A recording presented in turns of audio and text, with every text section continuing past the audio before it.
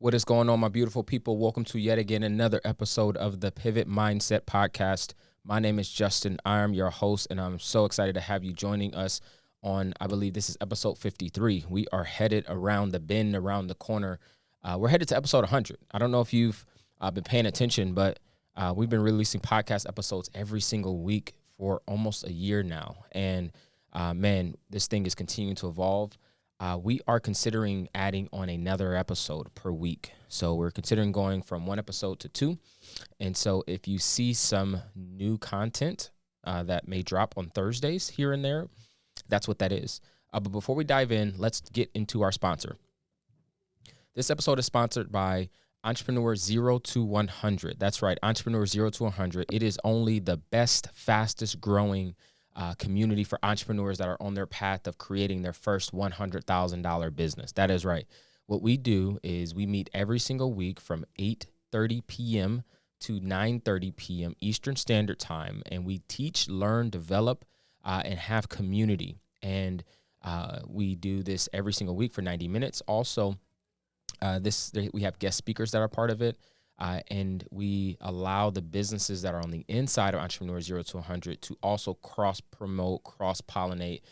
There are massage therapists in Entrepreneur 100. There are graphic designers. There are content creators. There are coaches. There are course creators. There are all kinds of people that are inside that are getting the opportunity to bounce ideas off of and leverage. So if you are interested in being a part of Entrepreneur 0 to 100, feel free to check out my Instagram at _Justin Carter.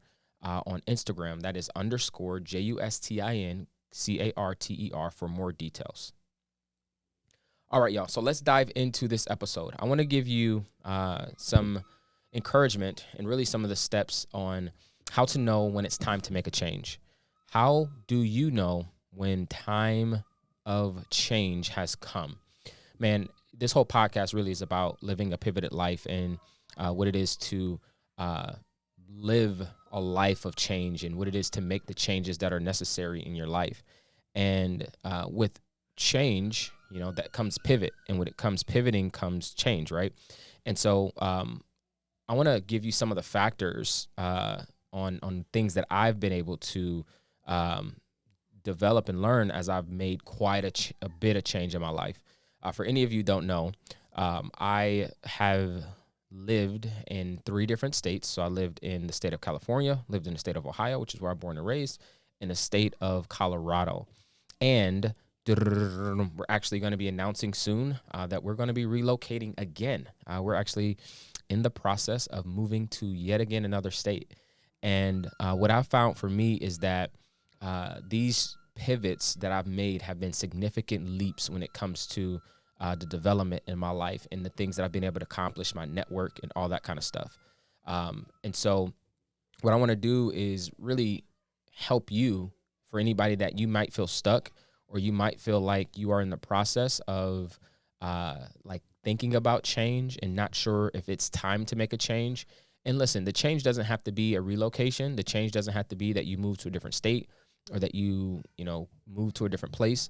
The change could be anything. It could be anything that feels like change. It could be getting out of a bad relationship. It could be getting into a relationship. It could be getting a new job. It could be starting a new business. It could be beginning a new health or fitness journey. Change, right, is ever present. There's always change going on.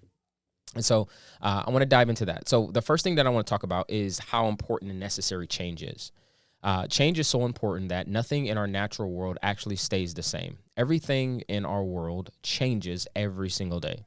You are always changing. Your body is changing. The cells in your body is changing. Your mind is always changing. Your sight is always changing. Man, I just went to the eye doctor a couple months ago, and I was like seeing if my prescription stayed the same. And lo and behold, it changed. My prescriptions even changed. And so my eyes have gotten weaker over the years, right? And I try to avoid it, but it is what it is. And I'm spending a lot of time in front of a computer, so I need my glasses, right? But change is always happening. Our kids are one of the best visibility and one of the best signs that we can look at to look at change, right? Kids grow so fast. They get taller, they get smarter, they learn new words, they change. All that kind of stuff happens when it comes to children. And so we have to also know that just because you're an adult doesn't mean that you stop changing. It doesn't mean that you stop actually pursuing change. We even have 4 seasons in the year, right? Every 3 or 4 months or so, we're getting a new season. Our worlds change. The leaves grow, leaves fall. Everything changes. And so if you are not someone who can embrace change well, you've got to start to ask yourself why. Because I believe if you aren't changing, then you aren't growing. And if you aren't growing, you're dying, right? And so I want to give you some of the tips and the skills of how to know when it's time to make a change, and maybe even some guidance for you that if you're in the process of thinking about change, maybe giving you the permission how important change is and how necessary change is. So when I think of all of my moves and all the changes that I've had in my life, one of the biggest things that I've really started to determine is when the moment that I stop growing is the moment that it is now time to make a change. I repeat that again. The moment that I stop growing is now the time that I need to begin making a change. Now, growth is such a wide and big term. Growth can be materialistically, right? It could be like, man, I'm not making more money, or I don't have any new friends, or I'm in the same house that I was last year, right? Like, you can have visible growth, but you could also have internal growth. And I'm talking more about the internal growth. And so what I begin to realize is that growth is an indicator that you are planted in the right soil. When we look at gardening, when we look at trees, and when we look at plants, a plant won't grow unless it's in healthy soil. Truly, the plant's job is to pull nutrients out of the soil. I don't know the exact time frame, but I believe, for farmers and things like that, they can only produce crops year over year for a certain amount of time on the same soil before they have to let that soil rest and replenish it, because the everything that's growing out of it is pulling all the nutrients out of the soil, right? And so you got to look at that for yourself. The minute that you stop growing, the chances are you have pulled all the nutrients out of the soil that you're currently in. And you've got to make the decision that I'm either going to replot myself, reposition myself, put myself in a new place where there's more rich and fertile soil, or I'm going to actively add nutrients back into the soil while I'm trying to grow. And so that's one of your first identifiers that it is now time to make a change, is the minute that you stop growing, is the minute that you stop pulling nutrients out of the soil. Now, in this day and age, you've got social media, you've got YouTube University, you've got audiobooks, you've got all these different ways that you can tap into information. Growth is almost hard not to, take advantage. Like, it used to be a time where you only got information from the people that are around your sphere of influence. But nowadays, you could have mentors that you don't know. You could have people on the internet that you learn tons of information from.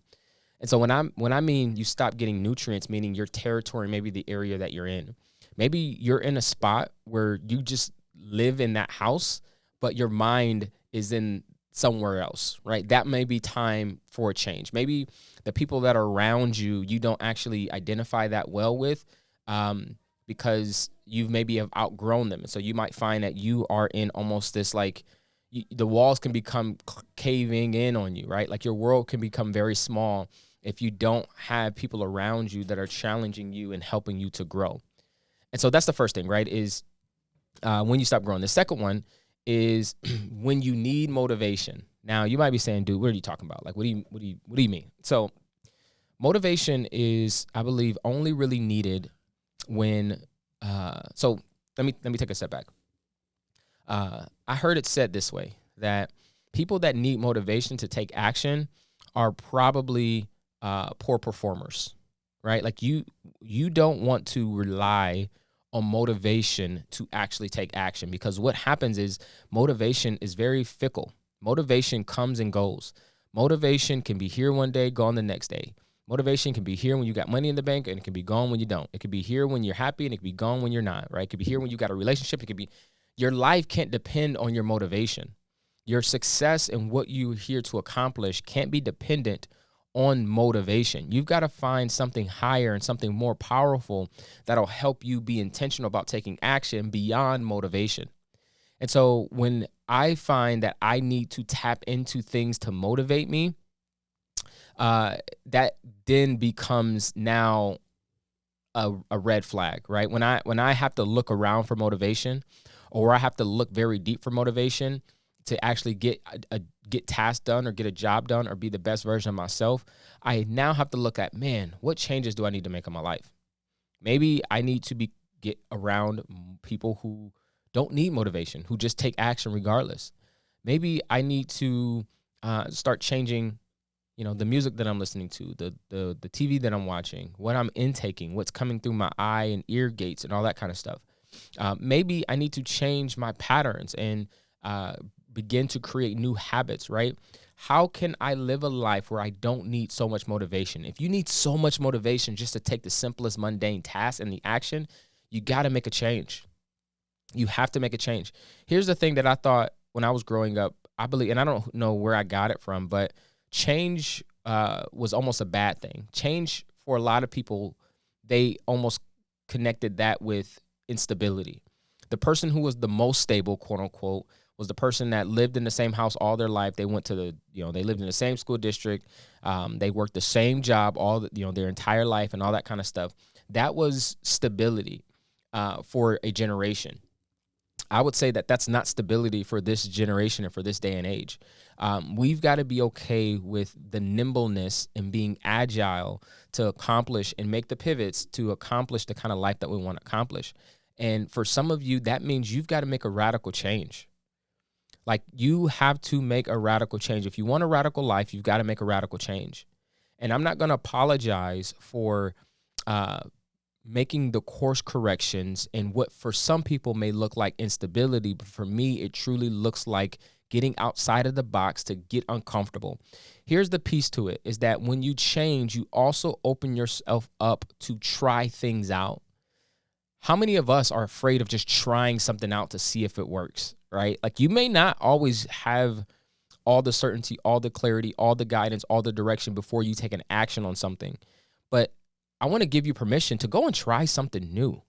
How do you know that you actually don't like it if you've never tried it? I learned this growing up, man. I was a very picky eater as a kid. And so as I became an adult, I'll tell people, like, no, I don't like that. And they're like, especially my wife, she's like, when's the last time you had that? I'm like, probably 30 years ago, right? She's like, try it again. How do you know you don't like it? And then you might determine that you do actually like it. And that you keep telling yourself that you don't like it is actually stopping you from enjoying and experiencing something new. Some of you may need to go back again and look at something or try something that you said that you don't like at a former time.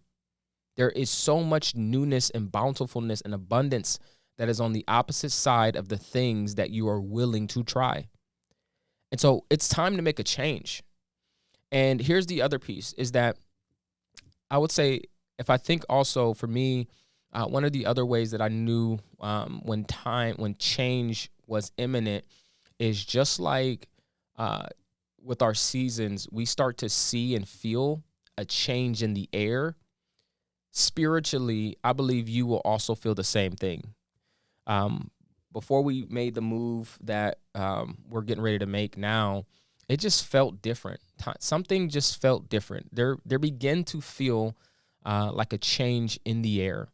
And again, I'm not talking about in the physical. I'm talking about more spiritual and at the soul level. I stopped looking at my current environment like it was home. And I started to almost look forward and begin to let my imagination go somewhere that I was not. And so you'll feel it in the air. You will feel the change in the air, meaning in your spirit. You'll begin to feel a sense and a tug and a push to get uncomfortable and to go and try something new. Here's the thing. Not everybody is open for change. Not everyone is open for getting uncomfortable. And I know that and I understand that. But if you're somebody who's not satisfied with the life that you have right now, I encourage you to make the pivot and continue to look at changes that you can make in your life. Continue to look at your habits and determine if those habits are getting you closer to the life that you want to have. And if they're not, it's time to make the change. Some of you may need to change careers. Some of you may need to move to a different state. Some of you may, again, need to change your desires and change your perspective on things, right? Like all these things can be changed. And so as literally we're in the midst of fall, I believe we're probably a week into a new season. I am starting to put away the summer stuff, right? The shorts are going up, the tank tops are going up, the sandals are going up, right? All that stuff, the swim trunks are going up, and the hoodies, I got the hoodie on, right? The hoodies are coming out, right? The coats are coming back out. The gloves are coming back out. The hats and the scarves, and we're getting ready for a new season. We're getting ready for a change. Let that be a sign and signifying you and your ability to change. What in your life right now do you need to begin putting away? What things, right? Like, I think, what is it, past Labor Day, you're not supposed to wear white? Is it white past Labor Day or something like that, right? Like maybe like what things shouldn't you be doing at this time, right? Have you sensed the seasons and the change in the seasons? And are you changing with the seasons? Are you changing with the times? Or are you trying to take old seasons and old things into new experiences, into new seasons? So I just want to leave you with that. I hope I gave you some good tips on how to know when it's time to make a change and really start to look at things in your life and determine if you're ready to change them and if it makes sense to make the change, because I believe that everything that we want is on the opposite side of the pivots. And you know here that we believe that life is all about the pivots, and those who decide to make the pivots decide to become successful. I'll see you in the next episode. Peace.